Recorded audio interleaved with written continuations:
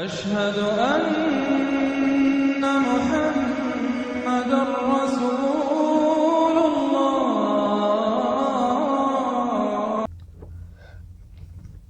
तो मेरे दोस्तों, आपको इस बात पर जांच करनी पड़ेगी कि ये घोर कलयुग है या कलयुग है। अच्छा, आपकी बहुत सारी किताबों में बहुत सारे लोगों को मैंने ये भी कहते सुना है, हिंदू धर्म के लोग जो बातें करते हैं यूट्यूब पर, तो उसमें ज्यादातर लोग ये भी बात करते हैं कि घोर कलयुग जो है वो यही है। 4,26,000 जो कहते हैं कि कलयुग का भी बाकी है, तो वो गलत है। बोलते हैं वो रद्द कर दिया गया, वो कैंसल है, पाप ज्यादा बढ़ गया, इसके लिए ये इद्दत खत्म कर दी गई है। अब जो है घोर कलयुग यही है और यहीं पर कलयुग समाप्त होगा और यहीं पर काल की अवतार आएंगे, जब भी आए लेकिन यहीं पर आएंगे।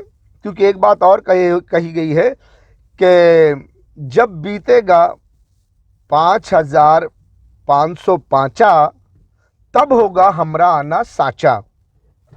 किसी किताब का ये लफ्ज़ है, मेरे ध्यान में नहीं है, ये लफ्ज़ मुझे ठीक से आता भी नहीं है, क्योंकि मैंने एक यूट्यूबर ये लोगों को बयान करते सुना है।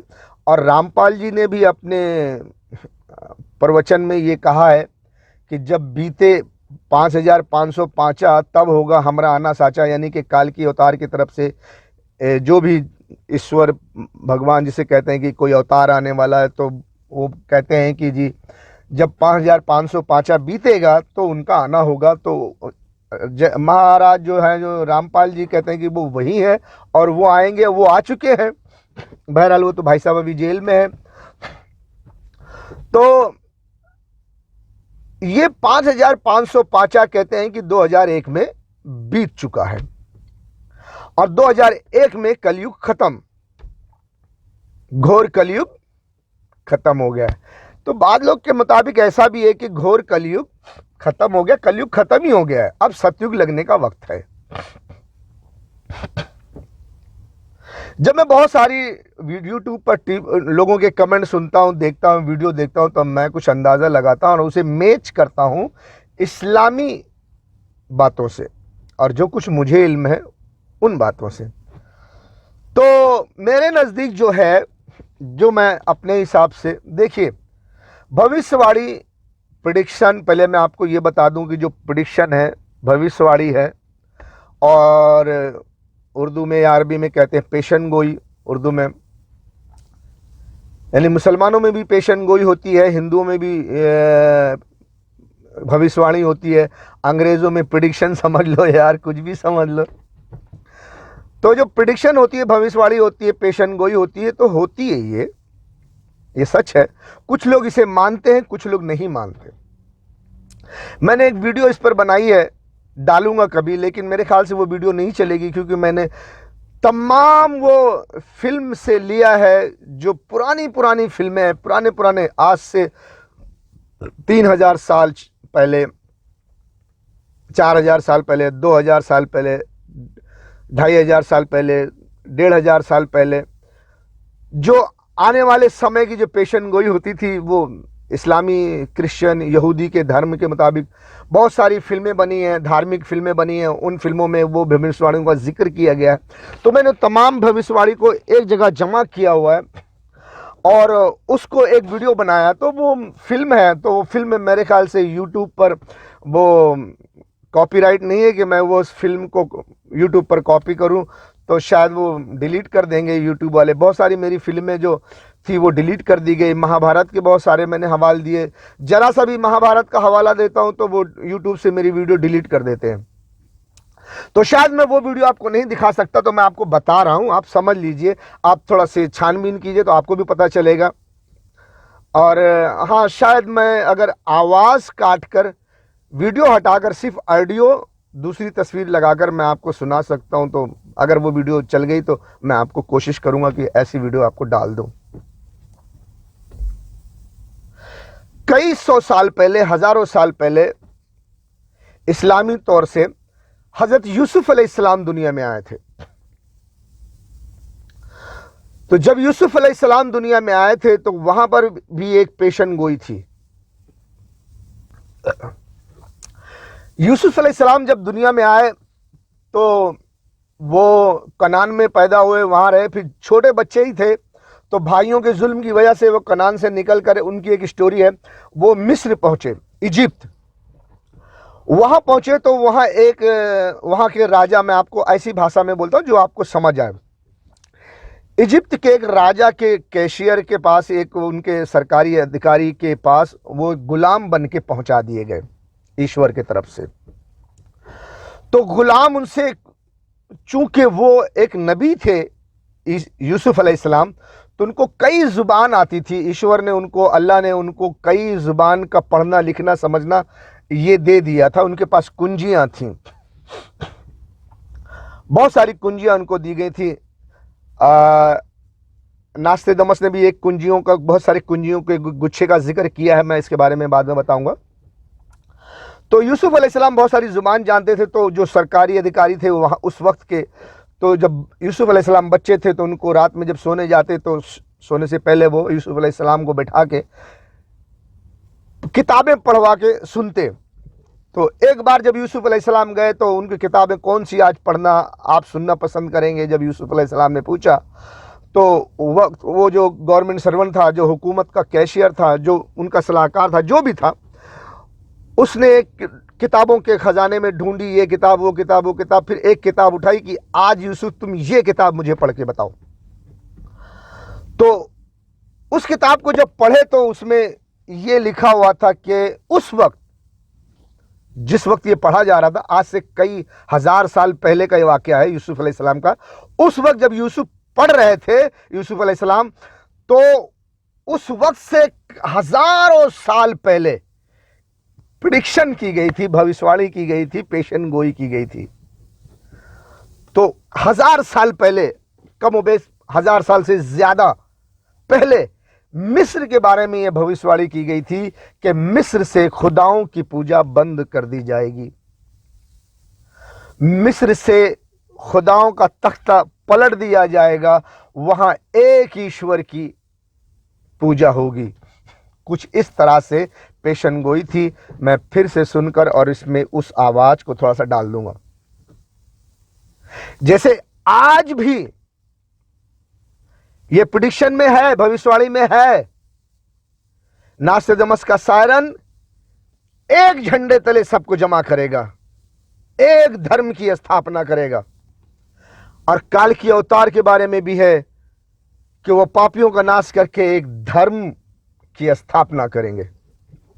वैसे उस वक्त यूसुफ अलैहिस्सलाम के जमाने में, उनसे हजारों साल पहले यह भविष्यवाणी की गई थी कि मिस्र में एक वक्त ऐसा आएगा कि सारे बुत तोड़ दिए जाएंगे और इन झूठे भगवानों, उस वक्त उनको भगवान नहीं कहते थे, वो मिस्र में उनका अलग था, उनके खुदा थे, झूठे खुदा थे जो पत्थर के बनाए गए थे।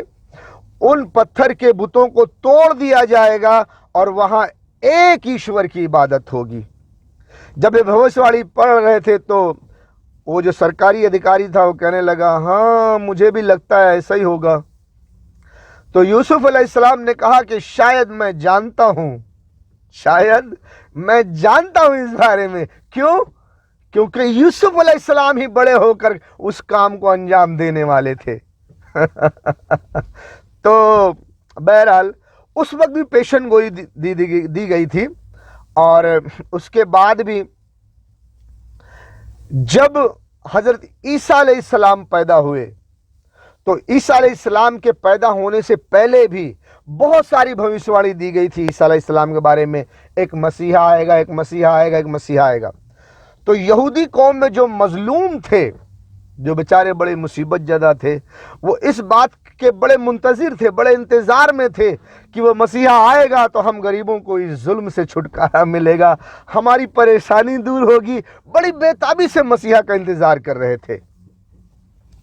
तो वक्त का वो, जैसे आज है, हर कोई बयान कर रहा है काल के अवतार आएंगे, सायरन आएगा, महापुरुष पैदा होगा, यही दौर में पैदा हो चुके हैं। कोई कहता है मैं हूं, मैं हूं, मैं हूं, मैं हूं। ऐसे उस दौर में भी लोगों को यकीन था कि बस मसीहा आने वाला है। जालिम मजलूम हर कोई यही सोचता था, बयान करता था कि मसीहा आएगा, लेकिन हर कोई यही समझता था कि वो मसीहा आकर उनकी तरफदारी करेगा। ख्वाह जालिम भी यही सोचते थे कि वो मसीहा उनमें से ही आएगा, और जो मजलूम थे, बेचारे गरीब थे, तो वो इसी उम्मीद पे थे कि मसीहा आएगा तो वो सच्चा होगा, हम गरीबों की थोड़ी मदद हो जाएगी, हमें थोड़ी मुसीबत से निजात मिल जाएगी। इस वजह से वो मसीहा का इंतज़ार कर रहे थे। ईसा अलैहिस्सलाम आएंगे आएंगे आएंगे। वो तो बाद में जब पैदा हुए तो उनका नाम ईसा था, पहले तो एक मसीहा थे, मसीहा आने वाले हैं, मसीहा आने वाले हैं। तो उस वक्त का एक नबी था जिसका नाम था कामरान, तो उनका इंतकाल हो गया था, या वो शहीद कर दिए गए थे, या उनको मौत आई थी। उनके मरने के बाद उनकी बीवी के पेट में एक बच्चा था। तो जब वो बच्चा पैदा होने के करीब आया तो लोगों में ये बात फैल गई कि चूंकि वो नबी है, अब उस दुनिया में नहीं है, उनकी बीवी के पेट में उनका बच्चा है, तो यही बच्चा हमारा मसीहा होगा, क्योंकि वो एक नबी की बीवी है और उनके पेट में एक नबी का बेटा है। और उस दौरान में ऐसा ही होता था कि नबी का बेटा ही नबी होता था। बनी इसराइल में बहुत सारी ऐसी कहानी है कि नबी का बेटा नबी होता था, उनके सीरियल से उनको नबी आया है। तो लोग ये मानते थे कि जो कामरान की बीवी की पेट में बच्चा है यही हमारा मसीहा होगा। बड़े बेताब थे, बड़े उत्सुक थे, बड़े खुशी से फूले नहीं समा रहे थे कि अब वो मसीहा आ गया, ये बच्चा जो पैदा होगा यही हमारा मसीहा होगा। लेकिन जब वो बच्चा पैदा हुआ तो वो बजाय लड़का के लड़की पैदा हुई, तो हलचल मच गई, सारे लोग मायूस हो गए और बड़ा तूफान उठा, बड़ा हलचल मची। उस वक्त के यहूदी हुक्मरानों को, जो बड़े बड़े उलमा थे, बड़े थे, उन सब के दरमियान बड़ी बातचीत हुई, बहसबाजी हुई। तो उन लोगों ने भी कहा, बड़े बड़े उलमा जो जालिम थे उन लोगों ने भी कहा कि हाँ, हम मसीहा का इंतज़ार कर रहे हैं, लेकिन हम उम्मीद में थे कि ये लड़का होगा, हमारा मसीहा होगा, लेकिन ये तो लड़की पैदा हुई। लेकिन वहां पर उन उलमाओं में किसी को हिकमत का इल्म नहीं था, क्योंकि मसीहा भेजेगा कौन? उनका गॉड यहोवा, अल्लाह, सबका, यहूदी, मुसलमान, ईसाई का जिसको गॉड मानते हैं, यहोवा जिसे कहते हैं, वो अल्लाह है, एक ही खुदा है। तो अल्लाह भेजेगा, तो अल्लाह जब मसीहा भेजने वाला है तो उलमा को यह भी हिकमत का इल्म होना चाहिए कि अल्लाह जब अपनी मर्जी से भेजेगा। बहरहाल ये बात आम हो गई थी कि अब मसीहा आने वाला है, लेकिन जब वो बच्चा पैदा हुआ तो वो लड़का होने के बजाय लड़की था, तो सब मायूस हो गए कि लड़की तो मसीहा नहीं हो सकती। इससे पहले भी जितने नबी पैदा हुए वो सब के सब लड़के थे, मर्द थे, औरत कोई नहीं था। तो अब तो ये लड़की पैदा हुई तो वो मायूस हो गए। लेकिन वो जो लड़की पैदा हुई वो लड़की बड़ी होकर वही मरियम अलैहिस्सलाम हुई। ये हिकमत उस वक्त के उलमा को नहीं था कि मुमकिन है कि इसी लड़की के पेट से फिर दोबारा जो बच्चा पैदा हो वो हमारा मसीहा हो, तो थोड़ा इंतज़ार कर लो। तो बहरहाल 16 साल और लगे। जब मरियम अलैहिस्सलाम 16 साल की हुई तो उनके पेट से एक बच्चा पैदा हुआ जिनका नाम हज़रत ईसा मसीह था। वो उन यहूदियों का मसीहा था जिसका वो इंतज़ार कर रहे थे। बड़ी कौम बड़ी बेताबी से बड़े उससे इंतज़ार में थी कि हमारा मसीहा आएगा, मसीहा आएगा। लेकिन उनका इंतज़ार इतना बेकरार हो गए कि उनका इंतज़ार ख़त्म हो गया। फिर 16 साल बाद वो मसीहा आया, और 16 साल बाद जब आया तो एक 16 साल की उम्र के पेट से बच्चा पैदा हुआ और बिन बाप का पैदा हुआ। देखो अल्लाह ताला ने उनके अरमानों पर कैसे पानी फेर दिया। क्योंकि कौम जो होती है ना, हर चीज़ को खुशी खुशी से, उसको अपनी मर्जी से खुशियों के तराजू में तौलते हैं कि वक्त का जो मसीहा आएगा हमारी खुशियों के तराजू पे बैठ के आएगा, हम जैसे सोचते हैं वैसा आएगा, हम जो तस्वुर करते हैं उसके मुताबिक आएगा। नहीं, अल्लाह ईश्वर जैसा चाहता है वैसे भेजता है। तो जब वो मसीहा आए, उसी मसीहा का तो पूरी कौम बेताबी से इंतज़ार कर रही थी, बड़े बेताब होके मुंतज़िर थे उस मसीहा के। लेकिन जब मसीहा आया तो उनका दिल टूट गया। क्यों? वो अपनी सोच के तराजू में वो तोलना चाहते थे कि हमारे हिसाब से मसीहा आए। लेकिन मसीहा कैसे आया? एक तो 16 साल लेट आया, ऊपर से ऐसा आया कि बिन बाप का बच्चा।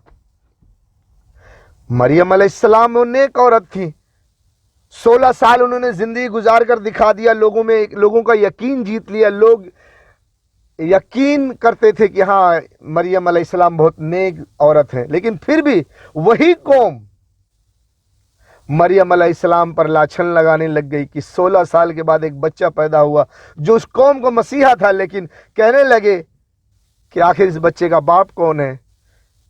ऐ मरियम, क्या तूने बदकारी करके इस बच्चे को पैदा किया है? हालांकि इसी मसीहा का इंतजार वो बड़ी बेताबी से कर रहे थे। इसी मसीहा का इंतजार वो बड़ी बेताबी से कर रहे थे।